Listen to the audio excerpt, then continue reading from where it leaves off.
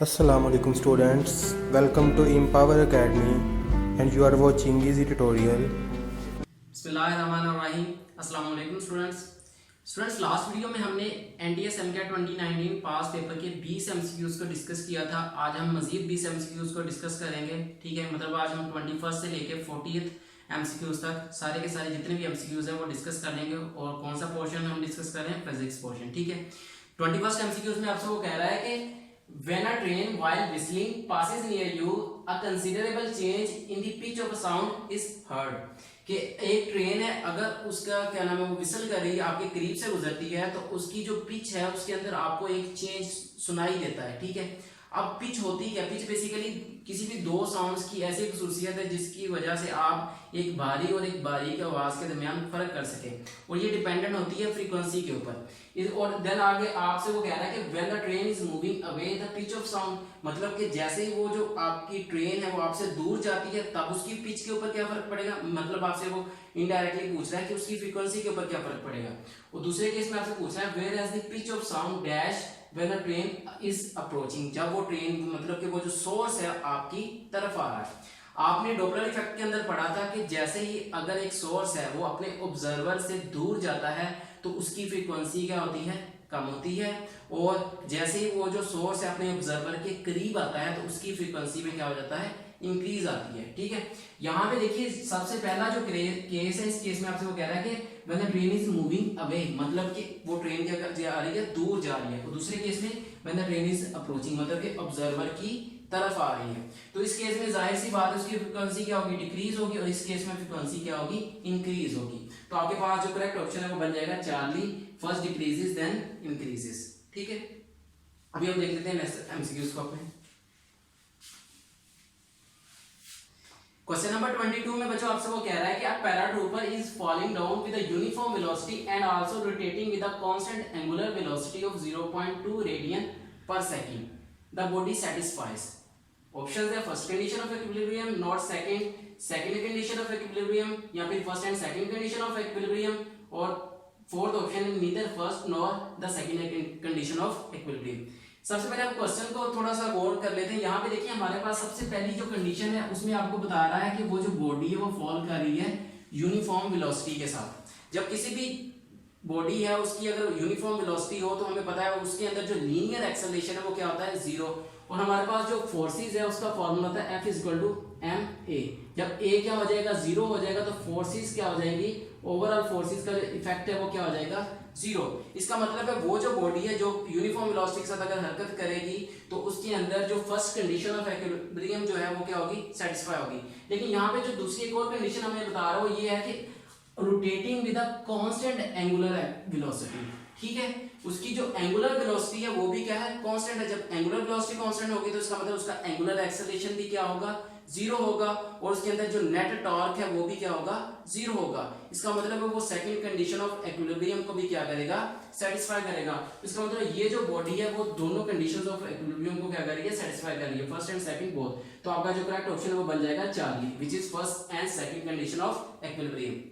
Question number 23 में आपसे वो कह रहा है कि in Young's double slit experiment if d is separation between two slits, lambda is the wavelength of light and theta is angle of line from center of slits to the point of observation on the screen, then for maximum मतलब bright fringe the formula is, आपने bright fringe का formula बताना है। आपने maxima और minima के दो फॉर्मूले पढ़े थे। मैक्सिमा के लिए आपने फॉर्मूला पढ़ा था d sin theta = m lambda, और मिनिमा का फॉर्मूला था d sin theta = m + 1/2 lambda. मतलब ये वाला जो फॉर्मूला था ये मिनिमा का था और ये वाला जो फॉर्मूला है ये मैक्सिमा है। और यहाँ से आपको जो है वो फॉर्मूला मैक्सिमा की पूछ रहा है तो ये आपके पास करेक्ट ऑप्शन हो जाएगा बीटा। और आपके पास यहाँ पे जो सारे ऑप्शन इनके साथ कंडीशन भी दी गई थी m = 0 1 2 3, मतलब इनमें से कोई भी वैल्यू आप m की दे सकते हैं। जगह कम थी इसलिए मैंने वहां पे लिख दी। अभी हम देख लेते हैं अपना नेक्स्ट एमसीक्यूज।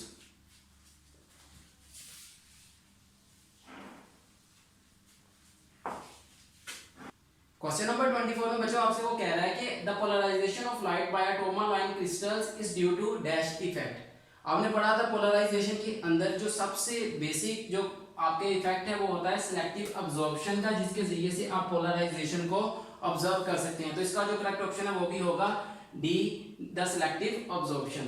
क्वेश्चन नंबर 25 में आपसे वो कह रहा है कि if time interval between occurrence of two events is measured in a frame with no relative motion in which two events occur, then the time t measured by observer in a frame moving with relative velocity v is, कि आपके पास आपने जो time dilation का एक formula पढ़ा था, वो formula आपने बताना है कि इसमें कौन सा होगा। तो वो फॉर्मूला आपने पढ़ा था t equal to t naught over 1 minus v square over c square. तो इसका करेक्ट ऑप्शन बन जाएगा बी। अभी हम देख लेते हैं क्वेश्चन नंबर 26 को।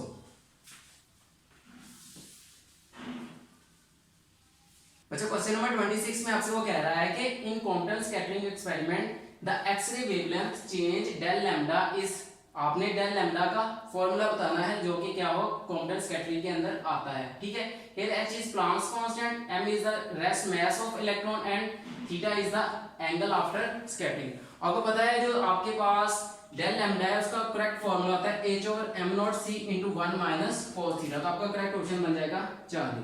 क्वेश्चन नंबर 27 में आपसे वो कह रहा है कि an electron is moving with velocity v has momentum of 3 × 10 की पावर -26 किलोग्राम मीटर पर सेकंड। आपको पता है जो मोमेंटम है उसको p से डिनोट करते हो, ये इक्वल होता है mv के।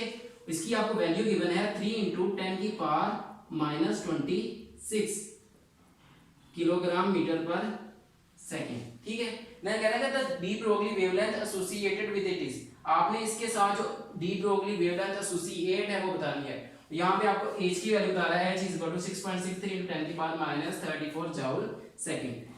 h की वैल्यू भी आपको गिवन है और ये वैसे भी आपको पता है कांस्टेंट है, इनटू 10 की पावर -34 जूल सेकंड। ठीक है, आपको पता है जो लैम्डा है वेवलेंथ जो एसोसिएटेड होती है वो उसका फॉर्मूला है lambda is equal to h over mv। h की वैल्यू आपके है पास 6.63 × 10 की पावर -34 डिवाइडेड बाय 3 × 10 की पावर -26। ठीक है, ये जब आप 3 को डिवाइड करेंगे इसके 6.63 को 3 के साथ, ये वैल्यू आ जाएगी आपके पास 2.21।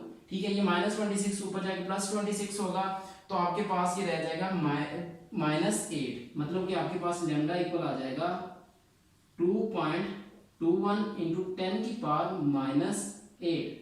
अगर आप इसको 22.1 × 10 की पावर -9 लिख दीजिए, ठीक है, तो ये आपके पास हो जाएगा 22.1 नैनोमीटर। ठीक है, तो आपके पास जो करेक्ट ऑप्शन है वो बन जाएगा 4 विच इज 22.1 नैनोमीटर। ठीक है, अभी हम देख लेते हैं अपने नेक्स्ट क्वेश्चन को। अच्छा, क्वेश्चन नंबर 28 में आपसे वो कह रहा है कि the formula for passion series for hydrogen is, आपको पता है कि जो पैशन सीरीज का जो फार्मूला है वो इक्वल होता है 1 over lambda is equal to RH into 1 over 3 square minus 1 over n square and n जो है वो इक्वल होता है 4 5 6 एंड सो ऑन। तो आपके पास जो करेक्ट ऑप्शन है वो बन जाएगा डेल्टा। क्वेश्चन नंबर 29 में आपसे वो कह रहा है कि in Bohr's the Bohr's postulate for stationary orbits of hydrogen atom is, here m is the mass of the electron, v velocity, r orbital radius and h is Planck's constant। तो आपको पता है जो आपके पास बोहर्स postulate है उसका जो formula वो है mvr = nh/2 पाई। तो करेक्ट ऑप्शन बन जाएगा बीटा। क्वेश्चन नंबर 30 जो है ये थोड़ा सा समझने वाला है, इसको जरा ध्यान से समझिएगा। कह रहा है कि in nuclear physics the mass defect is referred to, आपने बताना है कि ये जो मास डिफेक्ट है ये क्या होता है।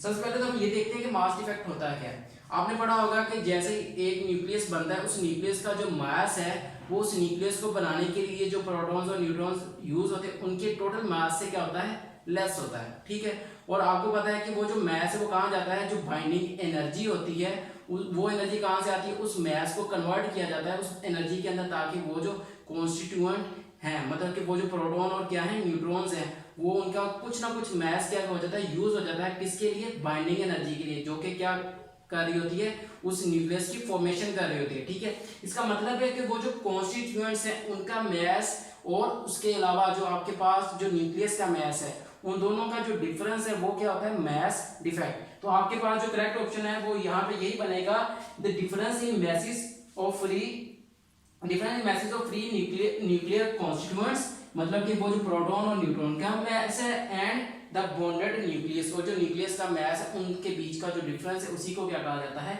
Mass defect. ठीक है, तो ये आपका करेक्ट ऑप्शन बन जाएगा बीटा। अभी हम देख लेते हैं क्वेश्चन नंबर 31 को।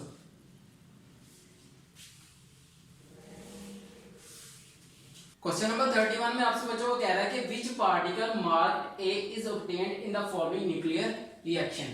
ये आपको एक न्यूक्लियर रिएक्शन दिया गया है, आपने इसमें बताना है कि ये जो ए है ये क्या होगा। ठीक है, यहाँ पे अगर इसकी रिएक्टेंट्स वाली साइड पे देखें तो हमें पता है कि आपके पास यहाँ पे अगर 9 + 4 करेंगे तो 13 है, आपके पास यहाँ पे आ रहा है 12, तो इसका मतलब आप कितना मास नंबर बच जाएगा 1। तो आपके पास ये वाला जो ऑप्शन है ये दोनों ही गलत हो जाएगी, क्योंकि यहाँ पे दोनों में मास नंबर क्या है 2 है। लेकिन यहाँ पे अगर हम देखते हैं इसका चार्ज नंबर, तो यहाँ पे देखिए ये 4 है, +2 6 होना चाहिए, यहाँ पे आपके पास 6 है, तो इसका मतलब रिमेनिंग कितना होगा 0।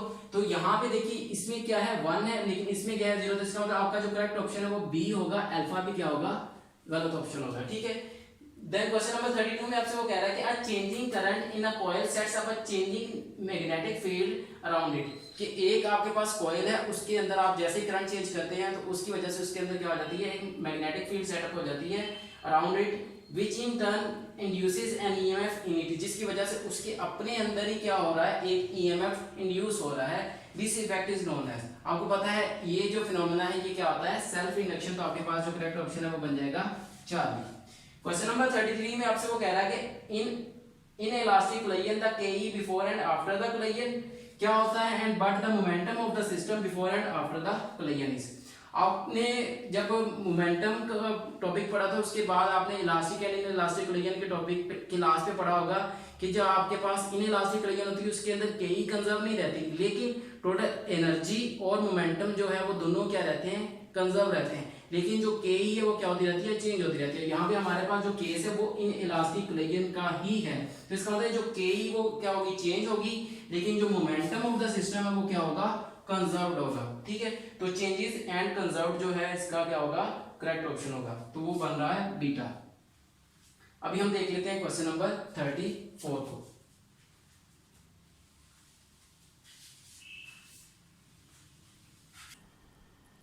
बच्चों क्वेश्चन नंबर 34 में आपसे वो कह रहा है कि the necessary condition for Boyle's law to hold is that the process must B.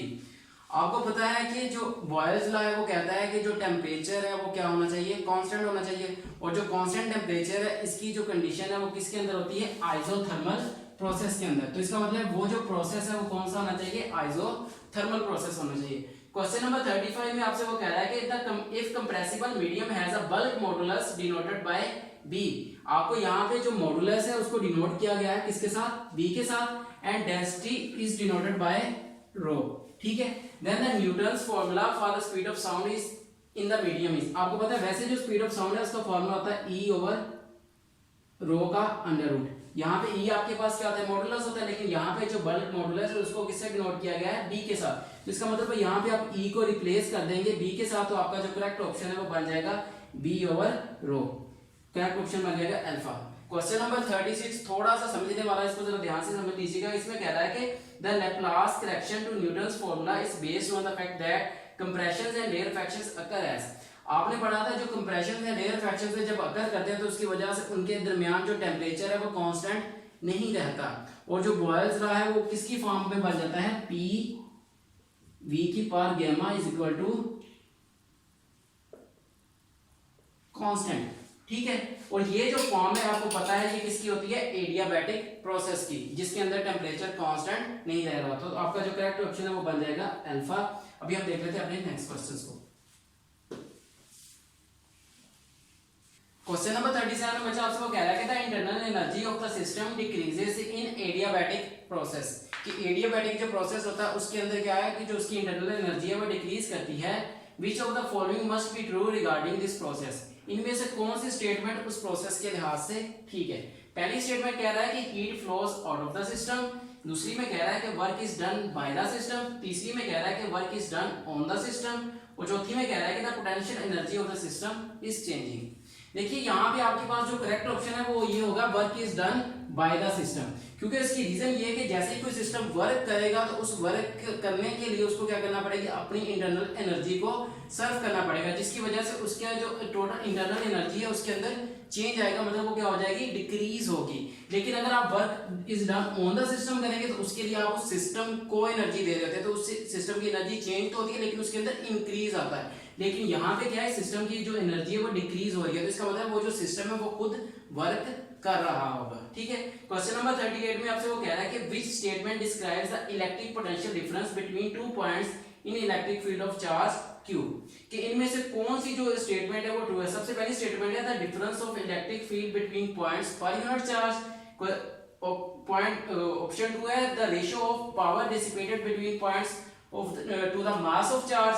और क्वेश्चन ऑप्शन सी है the work done is moving a test charge between points divided by the magnitude of test charge. और option D है the force required to move a unit charge positive charge between points per unit charge. अभी देखिए आपके पास जो V है आपको पता है इसका फॉर्मूला होता है W बाय Q नॉट, मतलब work done divided by unit charge. ठीक है, तो इसका मतलब आपका जो करेक्ट ऑप्शन है वो ये हो जाएगा the work done in moving a test charge between points divided by the magnitude of test charge. तो आपके पास ये बन जाएगा पोटेंशियल डिफरेंस का करेक्ट ऑप्शन। ठीक है, तो आपके पास ये ऑप्शन है सी। अभी हम देख लेते हैं क्वेश्चन नंबर 39 को। क्वेश्चन नंबर 39 में बच्चा आपसे वो कह रहा है कि material that does not become radioactive after absorbing neutrons is called. आपने जब फिशन रिएक्शन पढ़ा था, फिशन रिएक्शन के अंदर आपने देखा था कि जब उसको कंट्रोल किया जा रहा होता है तो कंट्रोल करने के लिए खास किस्म का मटेरियल यूज करते हैं, जिस तरह के कैडमियम का पढ़ा होगा आपने।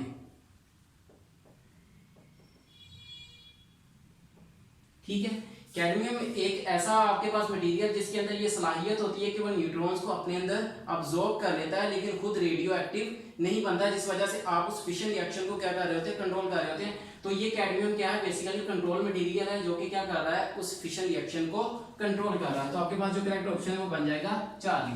क्वेश्चन नंबर 40 इजी सा, इसमें आपसे कह रहा है कि कार स्टार्ट्स फ्रॉम रेस्ट, मतलब कि आपको इनिशियल वेलोसिटी बताई हुई है vi जो कि क्या है 0 मीटर पर सेकंड। देन क्या कह रहा है, moves with a constant acceleration, और उसका एक्सेलरेशन क्या है, कांस्टेंट है during 4th second of its motion. Time आपको बताया हुआ है 4 सेकंड है। It covers a distance of 21 metres, s आपको दिया है 21 metres. The acceleration of the car is, आपने इसका एक्सेलरेशन फाइंड करना है। ये आप इन यहां से अगर आप सेकंड इक्वेशन ऑफ मोशन यहाँ पे थर्ड इक्वेशन ऑफ मोशन को यूज करें जो कि क्या बनती है, s is equal to VIT plus half AT square, और third equation of motion 2AS is equal to VF square minus VI square. इन दोनों में से कोई भी इक्वेशन यूज करके आप एक्सेलरेशन की जो वैल्यू है वो इजीली फाइंड कर सकते हैं। आई होप सो आपको ये जो 20 MCQs और जो पिछले हमने 20 MCQs डिस्कस किए थे उनमें किसी किस्म की कोई डिफिकल्टी बाकी नहीं रही होगी। अगर फिर भी कोई कंफ्यूजन है तो आप नीचे कमेंट करके हमसे क्वेश्चन कर सकते हैं। इंशाल्लाह हम आपको उस क्वेश्चन का आंसर देने की पूरी कोशिश करेंगे। तब तक के लिए मैं इजाजत दीजिए और दुआ में याद रखिएगा। अल्लाह हाफिज।